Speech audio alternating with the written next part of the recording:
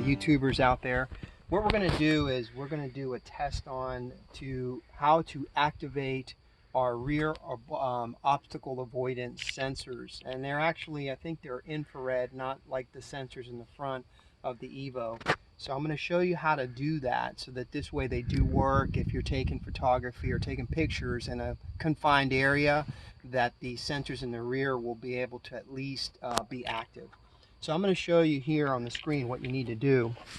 So we've got Evo on the ground. We're going to go ahead and go into the camera, into our settings. We're going to go into the sprocket. We're going to go into flight control. And right now it's set in the novice. This is what you need to do. You need to go into the novice settings. All right, so if you go into the novice settings, it will activate the rear optical sensors. All right, so this is the limitations on what happens when you do in the novice mode. So the limitations will be that the altitude on return home goes to 98 feet. The speed limit is going to be 8 miles an hour. The altitude limit is going to be 98. And then the distance limit is going to be 328 feet. So let's go ahead and go and start it up. Well, let me do one other thing. I'm going to see if I can adjust the camera settings on here. Yes, I can adjust the camera settings in the novice mode before I launched it. Okay, I can do all that. So it looks like that's okay. So let's go ahead and launch it up. Alright, so right now I'm going to go ahead and find out if it starts working. Alright, so we're going to slowly go back towards us and focus this. Look at that. I've got my hand all the way back to the optical reverse rear sensors are working because it's not coming towards us. You see that? That's in the novice mode. Now, let's see if I can make changes to the camera in that mode. Okay, so the camera still, I can do changes on that. Right?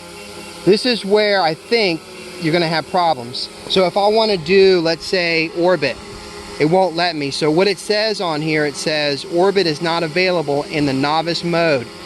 Do you wish to disable the novice mode and continue? So if I would hit OK, it now goes into it. So it now disables. Now if it goes towards us, it will hit us now. You see? It will hit us. Now, here's one of the things you can't do on this. Let me get out of this. Go back into camera. On the settings, we're going to go to flight mode. And let me see if it'll let me. It will not let me until I land. So let's go ahead and land it. Let's go ahead and land the Evo.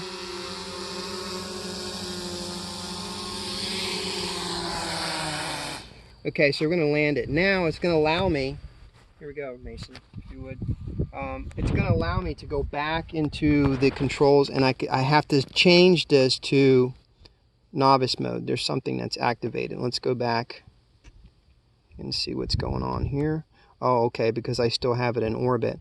So let's go back to, let's go back to camera, and let's go back to flight control, novice mode, and then we'll go back and we'll go ahead and take off.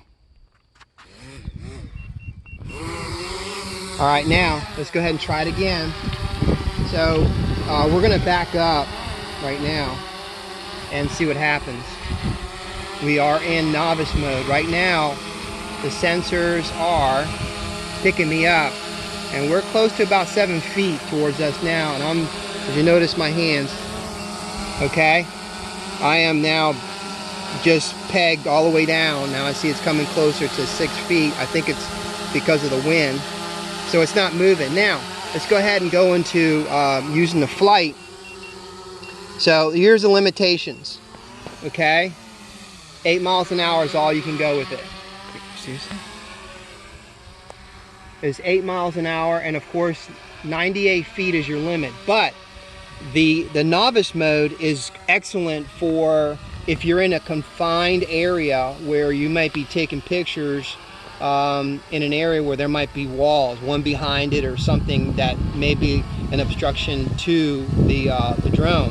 So that's a perfect way to still take quality pictures because you have access to change the camera settings in the novice mode. You're just limited to speed, altitude, and then distance limitations on that. And obviously it's for novices, that this way the drone doesn't fly away, or either they have problems with you know, flying it. They're just learning. So still, I agree that the novice mode is awesome for taking pictures and stuff. So anyways, and it's a little windy outside. So right now I think we're doing pretty good. I tested this in about 17, 18 mile an hour winds. I think it does pretty good. It handles really the picture quality with the gimbal bouncing all over the place. Even though it does that, it still keeps the picture stable. So that's about it, guys. I wanted to share that with you, how to change, how to be able to activate the rear optical sensors so that you can use them in the novice mode. Hope you've enjoyed our video. Make sure you like and subscribe, and we'll catch up with you later.